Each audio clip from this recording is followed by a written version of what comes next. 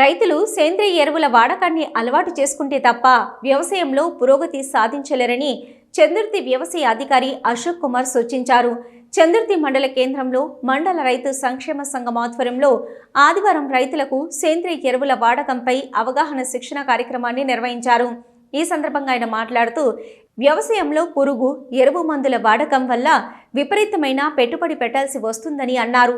ఎండాకాలం నుంచే ఎరువుల తయారీకి సిద్ధం కావాలని, వానాకాలం పంటలకు ఉపయోగపడేలా ప్రణాళిక చేయాలన్నారు.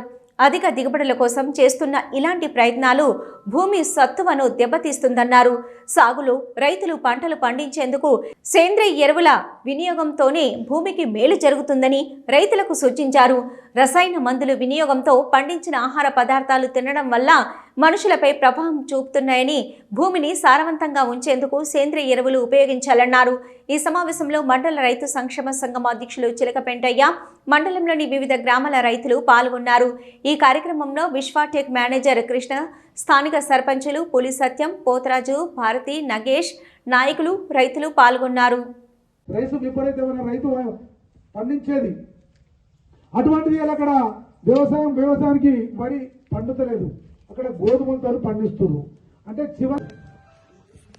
అదేవిధంగా భవిష్యత్ తరాలు ఆరోగ్యంగా ఉండడం కోసం ఏ టెక్నాలజీ, ఆర్టిఫిషియల్ ఇంటెలిజెన్స్ అనేది మీకు ఐడియా ఉందా?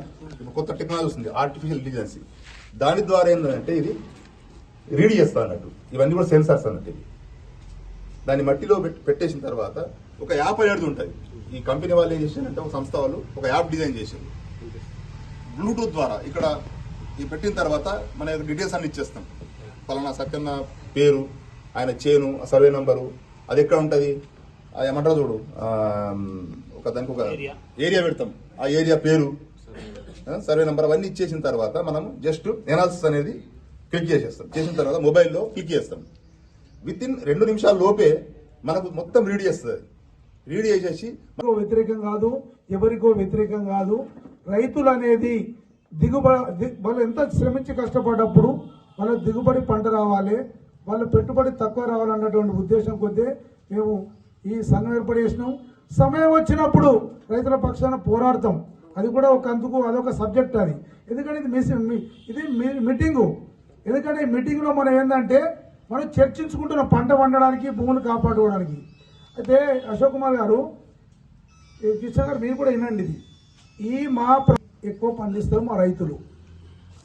అయితే పంట మార్పిడి గురించి అగ్రికల్చర్ ఆఫీసర్ సిబ్బంది ఎప్పుడు నా ఉద్దేశం కూడా అదే, పంట మార్పిడి అనేది ముఖ్య అంశం. రైతులు కూడా నేర్చుకోవాలి, ప్రయత్నించాలని ఒకటి అంశం.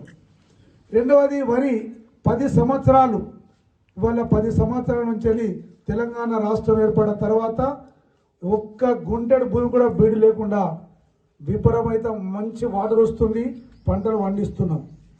అయితే పంటలు పండిస్తున్నాం కానీ మనం భూమి కాపాడుకుంటలేము. బంగారు పాతుకుంటూ ఇప్పుడే పోసేసుకుంటే మనకు ఇలా తినేతమైనటువంటి పద్ధతిలో రైతులు ఉన్నారు. అది మనసు మార్చుకోవాలి, మన భూమిని కాపాడుకోవాలి. భూమి కూడా మనకు జన్మనిచ్చిన తల్లిదండ్రులు ఎట్లనో మనకు భూమి మీద వ్యవసాయం చేసుకున్నప్పుడు అది కూడా మన తల్లి లాంటి భూమి గడి మనం కాపాడాలి.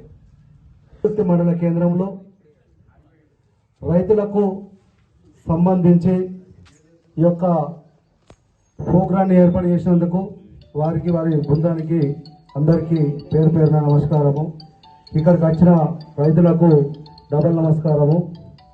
ఎందుకంటే గత 3-4 సంవత్సరాల క్రితం మేము కూడా అశ్వరావుపేట పోవడం జరిగింది. మేము కూడా అక్కడి తోటలు చూసాం.